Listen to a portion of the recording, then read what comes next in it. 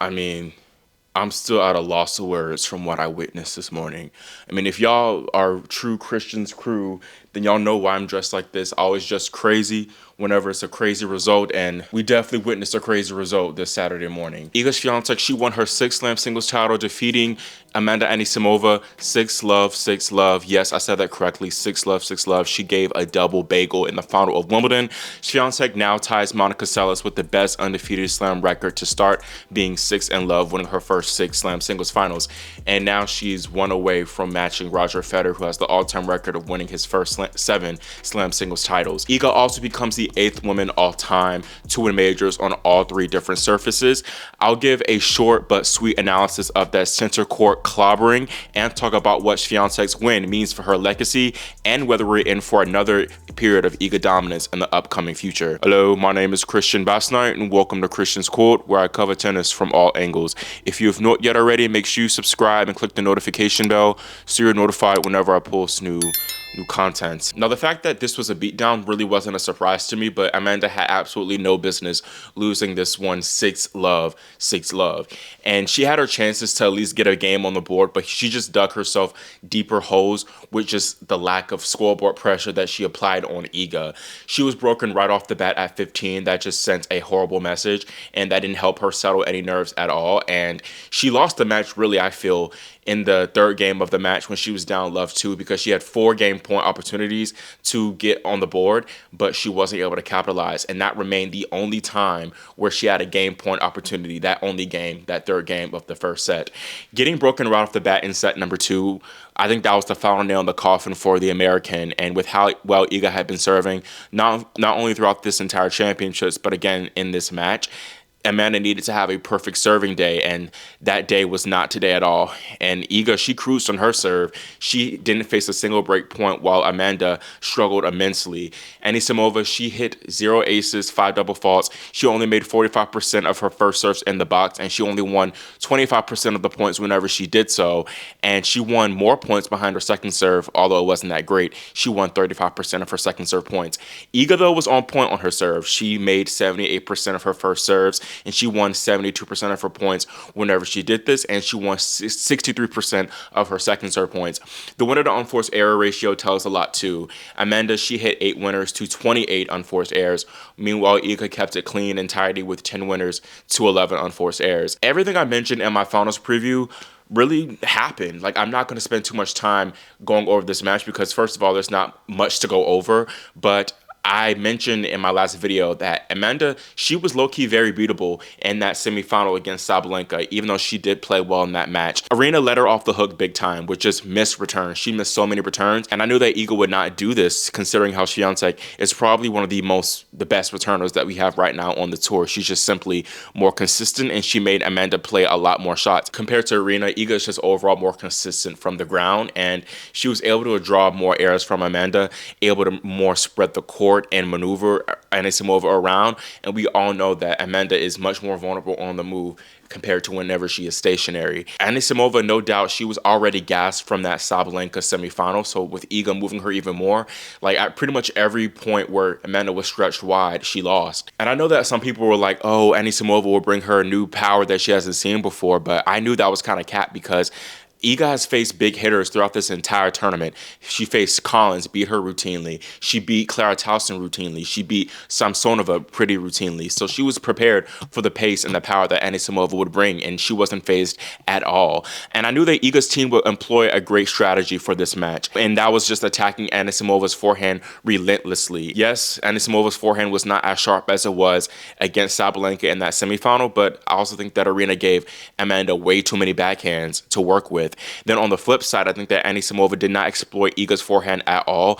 She didn't really get out to the punch and try to pressure Świątek's forehand. I don't know what strategy she came out with, but it was the losing strategy. And I still think that if she had tried to pressure Iga's forehand a bit more, she could have drawn more unforced errors from Świątek, but she did not do that at all. And I also think that a lot of Iga's unforced errors from that wing, crazy unforced errors, come whenever things are tight for her. And she wasn't really tight at all in this final. I truly think that if Sabalenka had a better game plan, she could have beaten Anisimova 6-4, 6-3 amidst how well Anisimova was playing that match. Again, I do think that Amanda was pretty beatable. That said, I think this being her first ever match against Iga, let alone in a Wimbledon final, that was just a recipe for disaster. And a lot of people have talked about how whenever you face Iga for the first time, you need that experience of facing her, because it's really nothing like what many players bring at you on the tour at all. Plus, Iga, she's just more experienced at this level and at these final stages. Coming into this one, she was 5-0 in major finals, 22-5 overall in finals, and then I think Anisimova was like 2-3, 3-2 in finals, and she of course has never been in this position of contesting for a Slam trophy. Iga, I don't even think she was in her top shape. Yes, she played well, but I don't think she was in like godlike form in this final. She really didn't have to bring it much because Anisimova gifted her a lot with unforced errors. And I do think that she was vulnerable, like a little bit. She showed some signs of vulnerability.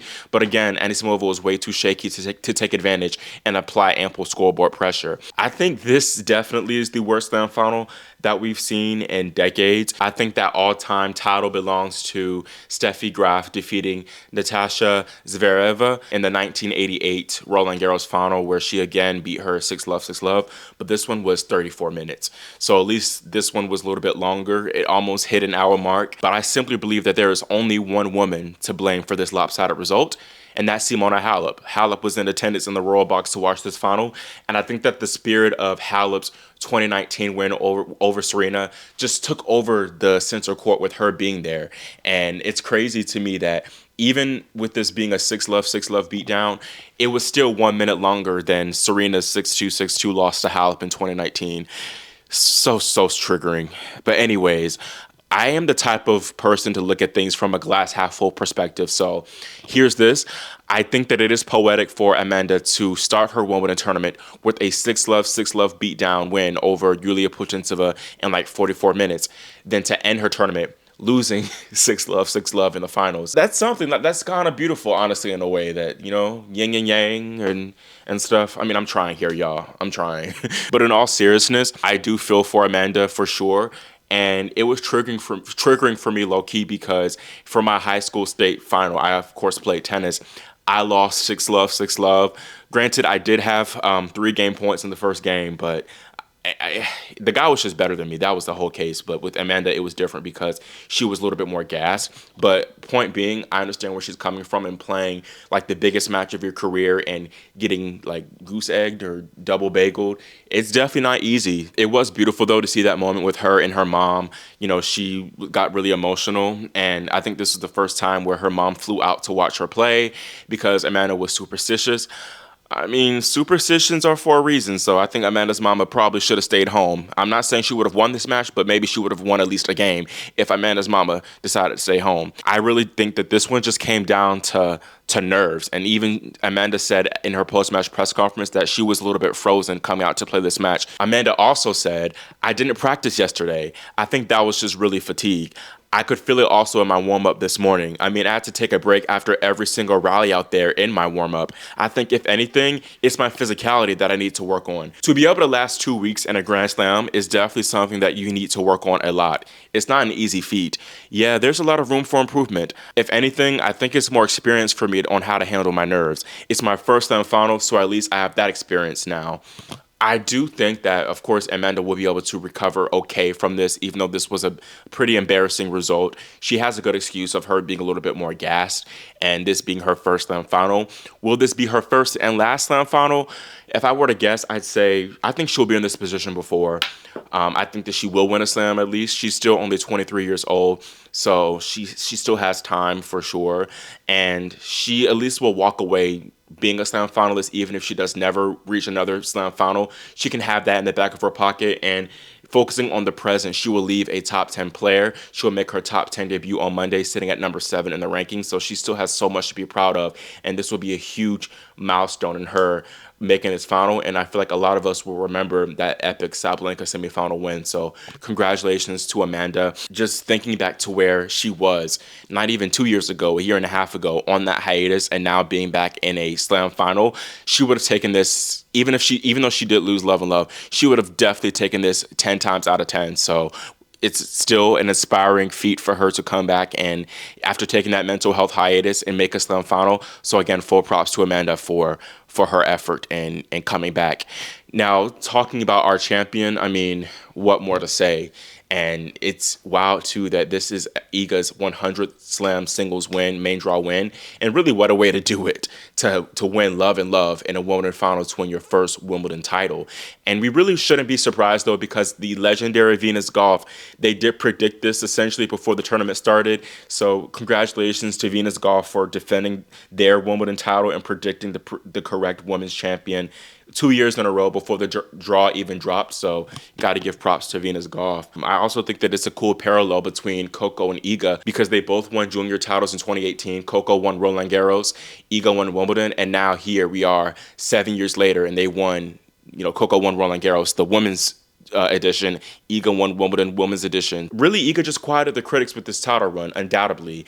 Bad Omborg was so instrumental to her and her getting this success and getting this win because even though she didn't win the title, her getting over the semifinals hump and actually, winning a semifinal after not winning one in over a year was huge and gave her a lot of confidence. And I think her year, even though people called it a flop year, it wasn't a bad year overall when you look at it because she played really well at the majors, making the semifinals at both the Australian Open and Roland Garros.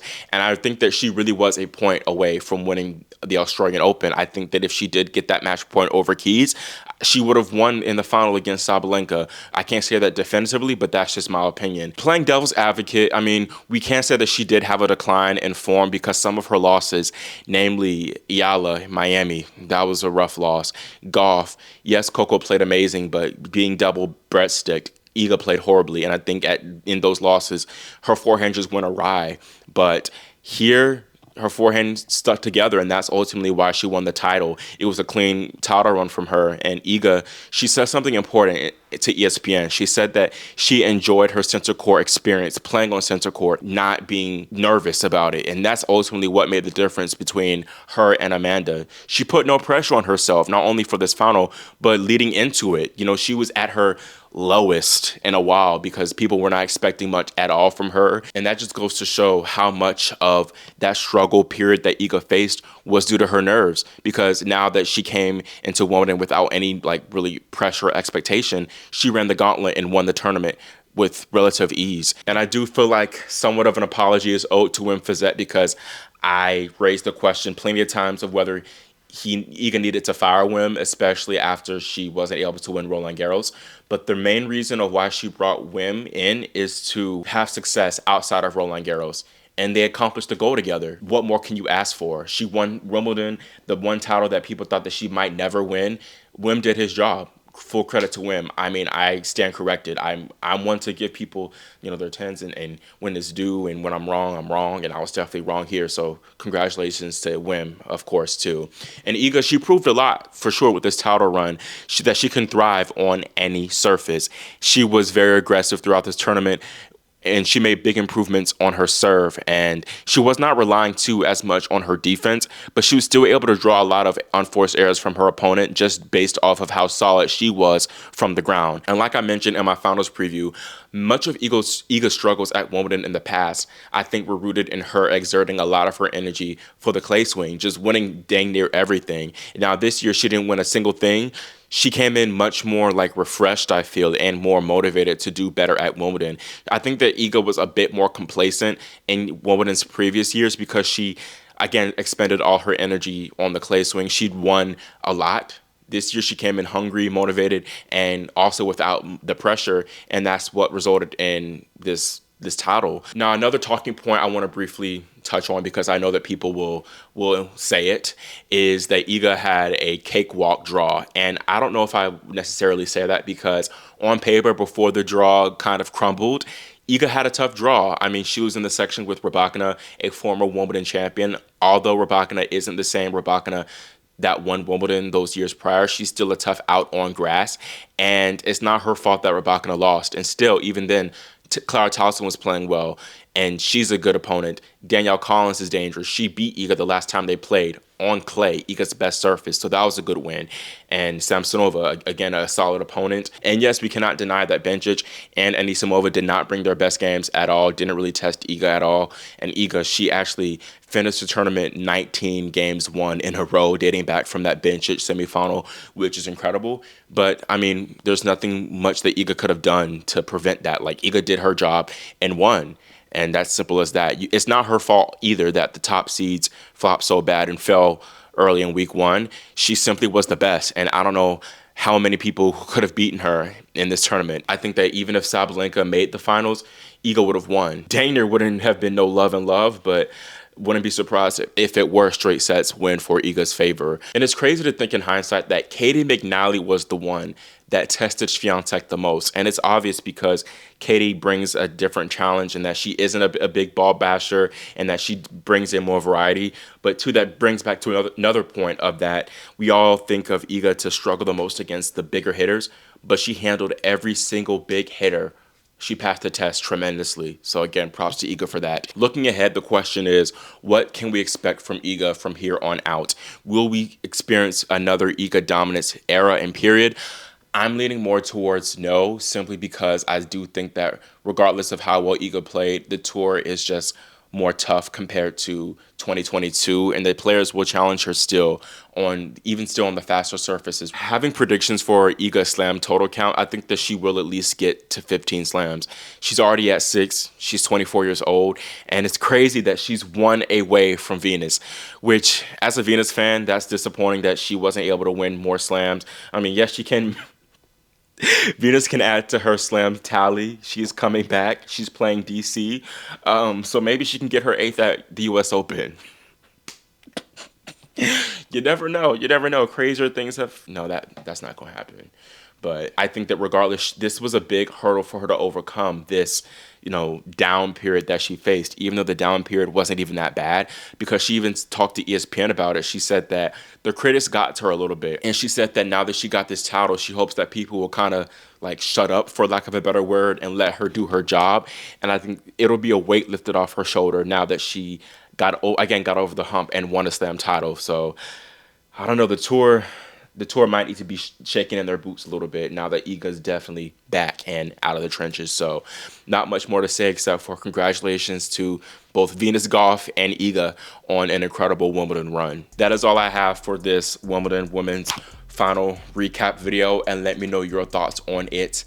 And I know there's going to be plenty of strong opinionated opinions on it, but please in the comments, not too much on Amanda. She was gassed and this was her first final appearance, so be kind to the comments, y'all. Also, let me know your thoughts on Iga's future and whether you think that she can get to 15 slams and maybe beyond, maybe even reach 20 slams.